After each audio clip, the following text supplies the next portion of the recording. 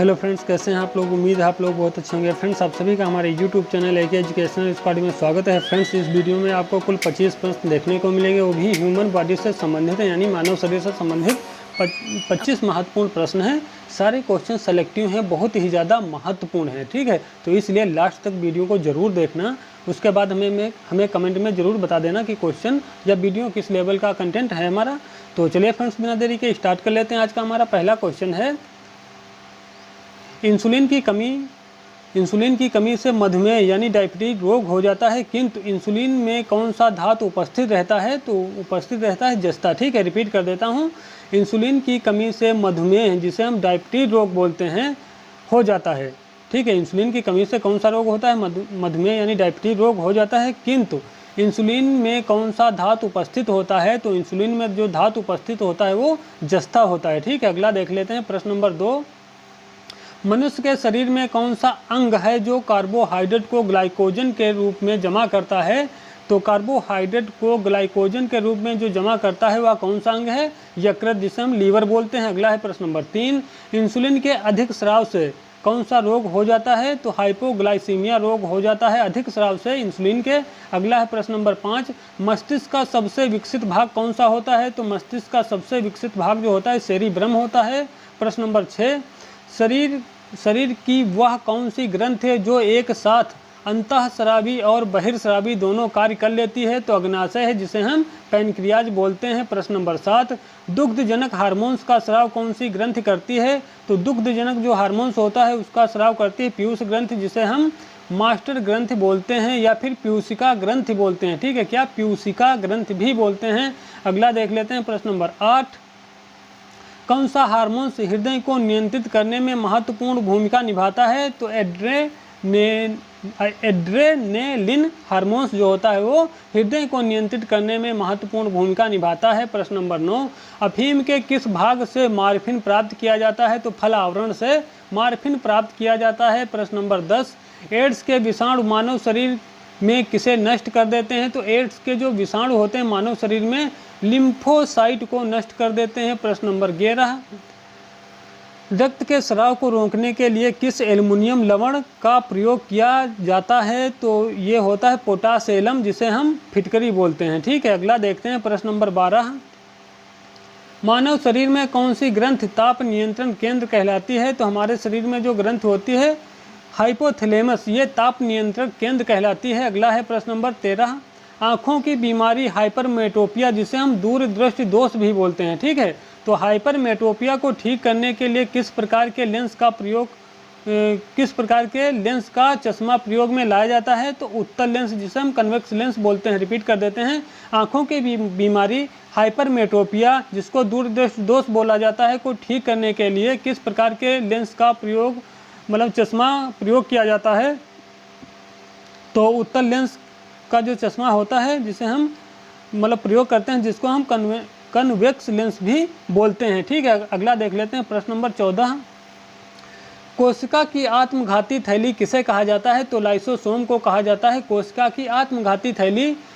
प्रश्न number 15, tibia और fibula हड्डी शरीर में कहाँ पाई जाती हैं? तो ये घुटने के नीचे पाई जाती हैं। घुटने के नीचे माने पैर में। ठीक है, मैं आपको समझा देता हूँ कुछ इस तरीके से जल्दी से। देखो, ये हो गई हमारी जांघ। ठीक है, ये जांघ हो गई, ये हो गया हमारा घुटना, फिर यहाँ से ये हो गया हमारा पैर नीचे का। ठीक है, तो ये यहाँ पे जो होती है, यहाँ पर 2 हड्डियाँ होती हैं। ठीक है, कौन कौन सी? यहाँ पर होती हैं टीबिया और फिबुला। ठीक है, शरीर की दूसरे नंबर की जो सबसे बड़ी जो हड्डी होती है, सॉरी बड़ी नहीं, लंबी। ठीक है, दूसरे नंबर की सबसे लंबी जो हड्डी होती है वो कौन सी होती है? वो होती है टीबिया। ठीक है, और जो शरीर की सबसे लंबी हड्डी होती है वो कौन सी? नंबर 1 सबसे लंबी जो हड्डी होती है वो कौन सी होती है? फीमर। ठीक है, कौन? फीमर। ठीक है, फीमर हड्डी, यानी जिसे हम उरु अस्थि बोलते हैं। ठीक है, तो शरीर की सबसे लंबी हड्डी कौन होती है? फीमर होती है। कहाँ पाई जाती है? जांघ में पाई जाती है। ठीक है, ये क्या हमने बनाया है? ये जांघ बनाई है, यहाँ पर पाई जाती है ये वाली हड्डी। ठीक है, ये वाली। ठीक है, तो और जो शरीर की सबसे बड़ी हड्डी, सॉरी बड़ी नहीं, लंबी, सबसे लंबी जो हड्डी दूसरे नंबर की होती है वो कौन सी होती है? वो होती है टीबिया। ठीक है, क्या? टीबिया हड्डी। ठीक है, ये कहाँ पाई जाती है? ये ये जो पटेला नामक हड्डी होती है घुटने में कौन सी हड्डी होती है? पटेला नामक हड्डी होती है। घुटने से नीचे यानी पैर के ऊपर तक यहाँ जो होती ये वाली जो हड्डी होती है, इसमें दो हड्डियाँ होती हैं, टीबिया और फेबुला। जो टीबिया होती है वह दूसरे नंबर की सबसे बड़ी हड्डी होती है, दूसरे नंबर की सबसे लंबी हड्डी होती है। जो फीमर होती है वह सबसे लंबी होती है शरीर की हड्डी, ठीक है, नंबर 1 की। अब तो उम्मीद है समझ में आ गया होगा। जो टीबिया होती है ये पैर के निचले वाले मतलब घुटने से नीचे पाई जाती है, और जो मतलब फीमर होती है वो जांघ में पाई जाती है, ठीक है। उम्मीद है समझ में आ गया होगा। अगला देख लेते हैं प्रश्न नंबर 16। मानव शरीर की सबसे लंबी मांसपेशी सार्टोरियस है, तो सबसे चौड़ी मांसपेशी कौन सी होगी? ठीक है, एक क्वेश्चन में दो क्वेश्चन है फ्रेंड्स, ध्यान से पढ़िएगा। मानव शरीर की सबसे लंबी मांसपेशी सार्टोरियस है जो कि जांघ में पाई जाती है, तो सबसे चौड़ी मांसपेशी कौन सी होगी? तो ये ग्लूटियस मैक्सिमस हो जाएगी, ठीक है, ग्लूटस मैक्सिमस हो जाएगी जो कि कूल्हे में पाई जाती है, ठीक है। तो सबसे लंबी मांसपेशी की बात करी जाए कौन सी हो जाएगी? सार्टोरियस जो कि जांघ में पाई जाती है। और सबसे चौड़ी की बात करी जाए मांसपेशी कौन सी सबसे चौड़ी होगी? ग्लूटस मैक्सिमस जो कि कूल्हे में पाई जाती है, ठीक है, ध्यान रखिएगा।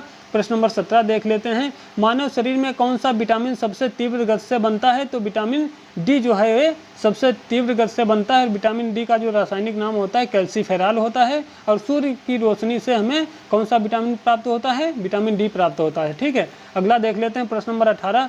सूर्य की रोशनी त्वचा में उपस्थित एर्गोस्ट्रॉल को किस विटामिन में परिवर्तित कर देता है? तो सूर्य की रोशनी जो होती है हमारे त्वचा में उपस्थित जो ये वाला तत्व होता है, ठीक है, एर्गोस्ट्रॉल को किस विटामिन में परिवर्तित करता है? तो विटामिन डी में परिवर्तित कर देता है। अगला देख लेते हैं प्रश्न नंबर 19। मानव शरीर में श्रोण मेखला हड्डियां कहाँ पाई जाती हैं? तो श्रोण मेखला जो हड्डियां होती हैं वो कमर में पाई जाती हैं। और श्रोण मेखला जो हड्डियां होती हैं इनको पैल्विक हड्डी बोलते हैं, ठीक है, पैल्विक हड्डी बोलते हैं। इनकी संख्या हमारे शरीर में कितनी होती है? 2 होती है। और ये दोनों कहाँ पाई जाती है? कमर में पाई जाती है, ठीक है, ध्यान रखिएगा। बाकी शरीर में कितनी हड्डियां होती है हमें आपने कमेंट में बता देना। अगला देख लेते हैं। मनुष्य की रीढ़ में कितनी हड्डियां पाई जाती हैं? तो मनुष्य की जो रीढ़ होती है उसमें बच्चों में 33 और वयस्क जो व्यक्ति होता है उसमें 26 हड्डियां होती हैं, ठीक है, ध्यान रखिएगा। जो छोटा बच्चा होता है, छोटे बच्चों की जो रीढ़ होती है उसमें 33 हड्डियां होती हैं। और जो एक वयस्क व्यक्ति होता है, वयस्क व्यक्ति में 26 हड्डियां होती हैं, ध्यान रखिएगा इस चीज़ का। अगला देख लेते हैं प्रश्न नंबर 21। विश्व पोलियो दिवस प्रत्येक वर्ष कब मनाया जाता है? तो विश्व पोलियो दिवस प्रत्येक वर्ष 24 अक्टूबर को मनाया जाता है। और पोलियो जो होता है ये किस वायरस से होता है? तो पोलियोमेलाइटिस नामक वायरस से होता है पोलियो रोग। और इससे प्रभावित जो अंग होता है कौन सा अंग होता है? रीढ़ की हड्डी और ब्रेन स्टेम की नसों को मुख्य रूप से प्रभावित करता है ये वायरस या रोग, ठीक है। पोलियो से कौन सा अंग प्रभावित होता है? तो रीढ़ की हड्डी जो है प्रभावित होती है। और ब्रेन स्टेम की जो नसें होती हैं उनको भी प्रभावित कर देता है। अगला देख लेते हैं प्रश्न नंबर 22। विटामिन डी की कमी से कौन सा रोग हो जाता है? तो विटामिन डी की कमी से रोग होता है रिकेट्स, जो कि बच्चों में रिकेट्स रोग हो जाता है। जो बड़े लोग होते हैं, वयस्क व्यक्ति होते हैं, ऑस्टियोपोरोसिस रोग हो जाता है बड़े लोगों में, और बच्चों में रिकेट्स रोग होता है, ठीक है। बच्चों में रिकेट्स और जो वयस्क व्यक्ति होते हैं उसमें ऑस्टियोपोरोसिस होता है, ठीक है। जो रिकेट्स रोग होता है इसमें क्या होता है? बच्चे जो होते हैं, छोटे बच्चे, उनमें जो हड्डियां होती हैं वो कोमल हो जाती हैं, मुलायम हो जाती हैं और जरा सा झटका लगने पर टूट जाती हैं। जो कि वयस्क व्यक्ति में क्या होता है? जो हड्डियां होती हैं हालांकि वो मजबूत तो हो ही जाती हैं, लेकिन हड्डियां जो पतली हो जाती हैं और कमज़ोर हो जाती हैं, ठीक है। तो ऑस्टियोपोरोसिस रोग होने पर क्या होता है? हड्डियां पतली और कमज़ोर हो जाती हैं। तो इसलिए रिकेट्स जो रोग होता है ये बच्चों में होता है। और जो वयस्क व्यक्ति में ये रोग होता है तो उसे क्या बोलते हैं? ऑस्टियोपोरोसिस बोलते हैं, ठीक है, ध्यान रखिएगा इस चीज़ का। अगला देख लेते हैं प्रश्न नंबर 23। गलसुआ रोग जिसे हम मम्स रोग भी बोलते हैं, और ये किस वायरस से होता है? गलसुआ होता है मम्प्स वायरस से, ठीक है। गलसुआ रोग किस वायरस से होता है? मम्प्स वायरस से होता है। तथा किस अंग को प्रभावित करता है? तो गलसुआ रोग जो होता है मम्प्स वायरस से होता है। और जो अंग होता है वो लार ग्रंथियों को प्रभावित करता है गलसुआ रोग, ठीक है, ध्यान रखिएगा। प्रश्न नंबर 24। टाइफाइड जिसको हम आंत्र ज्वर या फिर मियादी बुखार बोलते हैं, ठीक है। तो टाइफाइड रोग से शरीर का कौन सा अंग प्रभावित होता है? तो टाइफाइड जो रोग होता है यानी मियादी बुखार जो होता है, मियादी बुखार से शरीर का कौन सा अंग प्रभावित होता है, तो आंत या फिर ऑप्शन में मिलता है पाचन तंत्र। तो दोनों में से कोई भी एक हो तो सही लगा देना, ठीक है। आंत भी सही होगा और पाचन तंत्र भी सही हो जाएगा आपका आंसर, ठीक है। ध्यान रखिएगा, आंत या फिर पाचन तंत्र जो है टाइफाइड रोग से प्रभावित अंग है। और ये किस वायरस से होता है, तो टाइफाइड जो रोग होता है ये सल्मोनेला टाइफी नामक बैक्टीरिया से होता है, ठीक है। कौन सा बैक्टीरिया है, सल्मोनेला टाइफी नामक बैक्टीरिया से होता है।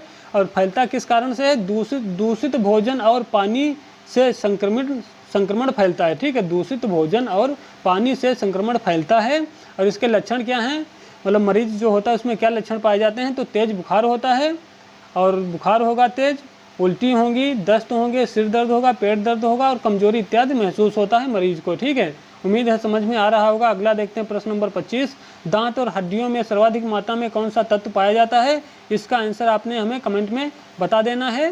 तो फ्रेंड्स ये कुछ प्रश्न थे, उम्मीद है सारे प्रश्न आपको पसंद आए होंगे। ये चैनल पर अभी भी नए हैं तो चैनल को सब्सक्राइब कर लीजिए, और ये वीडियो अच्छा लगा है तो लाइक करके जरूर जाइएगा और कमेंट में ज़रूर बता देना कंटेंट कैसा है। तो मिलते हैं कल फिर एक नए वीडियो में नए टॉपिक के साथ में, तब तक के लिए जय हिंद जय भारत।